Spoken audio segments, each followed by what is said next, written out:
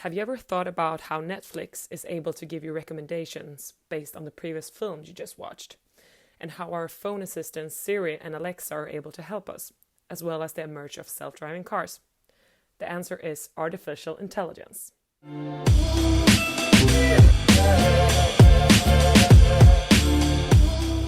Welcome to today's podcast here with Amanda Svaerdgren, Simon Kooke and Jordan Tate, where we are going to go deeper into artificial intelligence, also together with our special guest, Peter Goldsmith.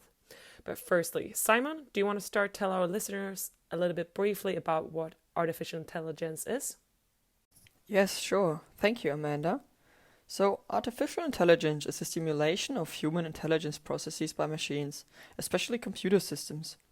It is based on studies of how human brains think, learn, decide, and work to solve problems.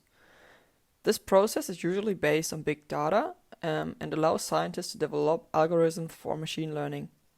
However, most of the people see artificial intelligence as a modern invention, but the history of AI begins way earlier. Before we head into the topic, let's wrap up where and when artificial intelligence started.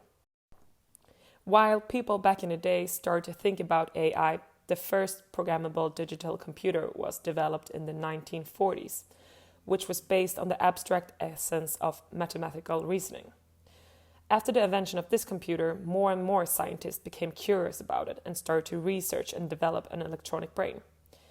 The kickoff of research in this field was made in 1956 at Dartmouth College in New Hampshire in the US. But Amanda, stop. Let me interrupt you. It wasn't that easy as you might have thought. Research and development of AI took more time and resources than expected. In 1973, the US stopped funding the R&D and the so-called AI winter began. During this time, research slowed down to a minimum.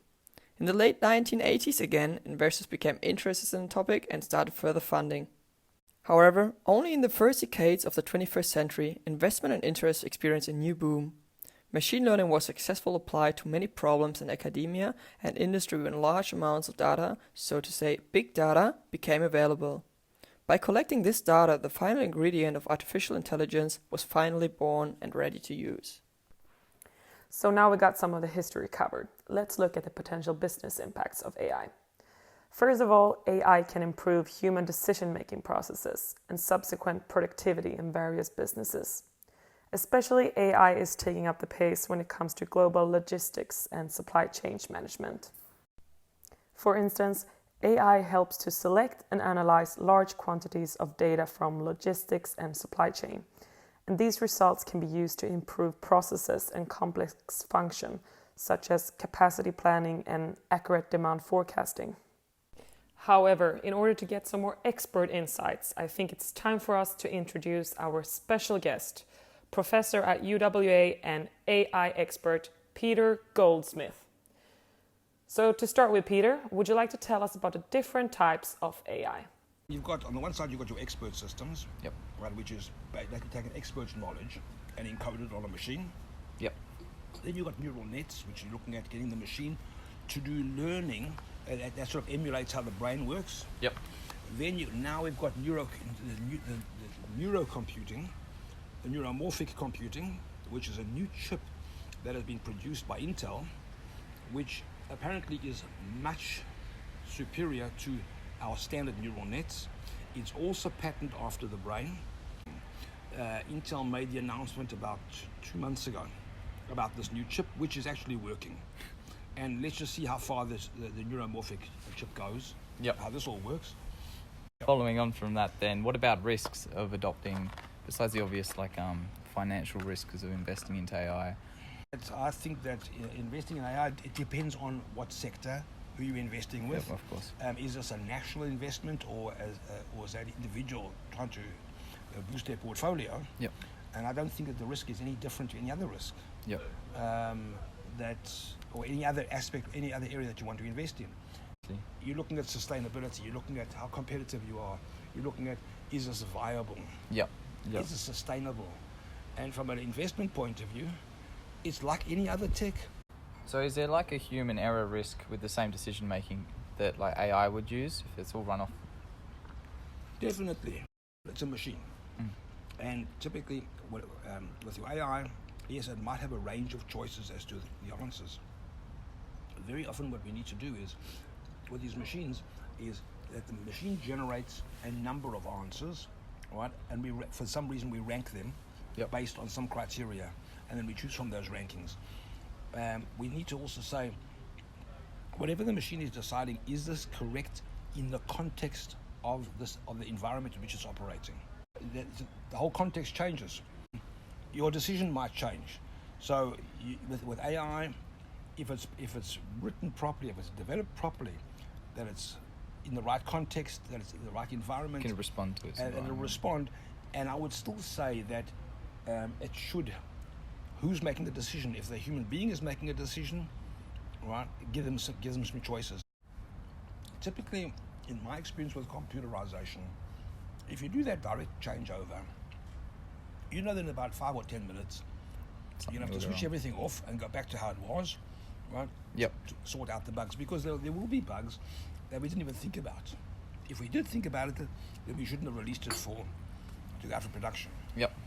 If phase control or phase changeover, or even parallel, run both at the same time.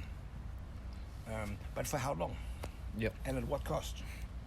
If you just take it as, what is the cost to society? That those people have lost their jobs, or they need to be retrained, or what have you. Yep. And they've got families, and et cetera, et cetera, et cetera, et cetera. And that human's existence supply chain, Yep. right? That gets affected. But how far do you go? Like, you look at taxis and Uber and the job loss with this like technology that came out, and it's like, how much did the government have to then invest into? Was it repaying taxi plates or something? Yes. Or, They're buying back taxi plates. buying back taxi plates. Yeah.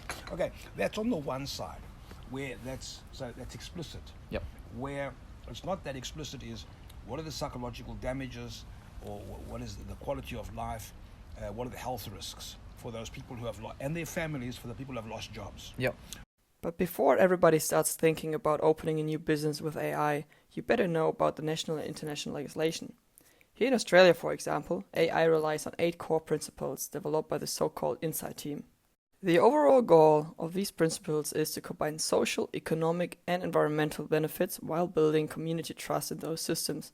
That's why the Law Council called for clarity regarding accountability and liability and careful consideration implications for public and private sector applications of AI. The use of AI in Europe is under the General Data Protection Regulation since 2018. With this regulation, individuals maintain the right to have a decision made or reviewed by a natural person and not only from computers. In addition, further ethic guidelines have been developed by the EU as well. For you to know, in the United States, for example, the government already changed the legislation for the testing of autonomous vehicles as well as development and deployment of AI in national defense regard. So, as an CEO of a company, you have to make sure that using artificial intelligence contributes to society in some way and relies on ethical approaches all the time. Peter, how do you expect the technology to emerge in the future? I think that the technology is going to be rapid advances. I think the acceptance and use of the technology is going to be much slower, and that also has to do with change control and how much autonomy the business folks want to have, and how much they want the machines to do. It also depends on the level of decision making. Is it going to be operational at the managerial level or strategic level? So at the operational level, I can see AI making a very large impact. So what's going to happen between now and 10 years or 20 years time? The transition. I think that's what we need to be focused on. How does society cope with this? Remember, society are the people, these are the people who buy the goods that these companies and factories make. Yep. So if they haven't got any money, right, then they're not going to be spending, and which is what we've actually got in the economy at the moment. Yep. Right, that people don't want to spend. I mean, I'm the same. I'm not want to spend, right? So I don't. Well, thanks everybody for sharing this useful content about AI. I'm pretty curious how this technology will shape and disrupt our future and change our working conditions. Also, thanks to all our listeners out there, and make sure to subscribe to our channel and listen to our next episode. Thank you!